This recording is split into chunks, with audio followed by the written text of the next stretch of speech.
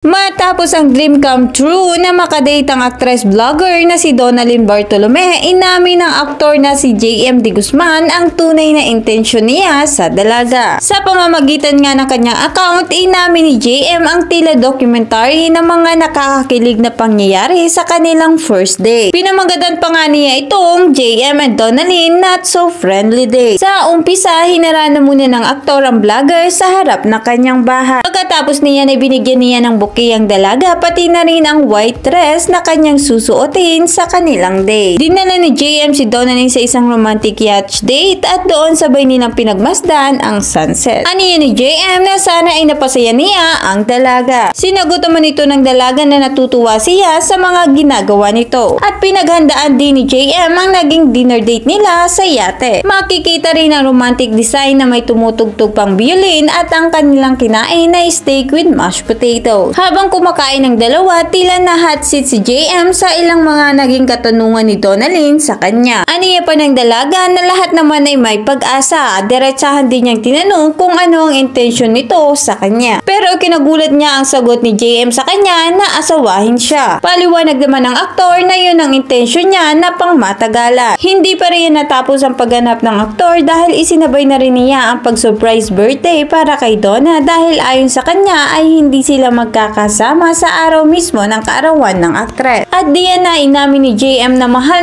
niya ang vlogger at willing siyang maghintay para sa dalaga. Natutuwa naman ang dalaga dahil isang taon na rin na nanliligaw sa kanya ang binata. Maraming fans at netizen naman ang kilig na kilig sa dalawa. Ayun pa nga sa binata, isang taon na siyang naghintay at ilang beses siyang sumubok na ayain si Donna, ngunit ilang beses na rin daw siyang tinatanggihan ito. Gayunpaman, itunuloy pa rin daw niya ang panliligaw at nagpursige talaga siya sa kanyang goal hanggang sa pumayag na nga ito. Mauuwi na ba sa kasalan ng dalawa? Yan ang aabangan natin mga kachika. So that's all for today mga kachika. This is your Project EO. Please like and subscribe. See you at my next chika.